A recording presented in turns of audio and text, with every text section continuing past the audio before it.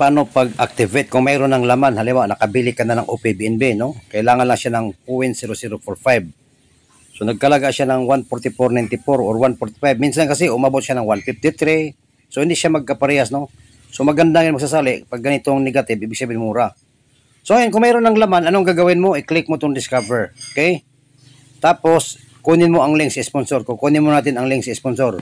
Okay, so, home, then discover. Remember, ha? Home, then discover. Click discover.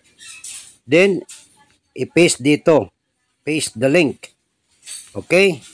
So, pag paste mo, kailangan makikita ang number, no? Ganun ang tama. Pag hindi makikita, ibig sabihin mali. So, kailangan ganyan, no? So, link sa sponsor. Click mo to, ha? Click search. Click, oh. Pagkatapos, makikita ka ng ganito, just connect wallet. Okay? So, naka-Ethereum pa yan, connect wallet. Tapos, i-click mo itong tatlong tuldok kasi mula sa Ethereum, ilipat mo sa OPBNB. Pagkatapos, i-click ulit, kailangang i-desktop mode. Pag ganyan, makakita ka ng register, click register. Ganun lang sa kasimple, guys. So, makita kang approve, i-click mo yung approve.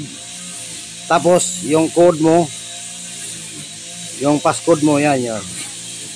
Tapos, pag ganyan, hintayin mo lang siya ng ilang minutes, hayaan mo lang siya. Kasi naglo-loading pa yan, oh. Pag may ID na, ibig sabihin, ano na siya, okay na siya. Okay?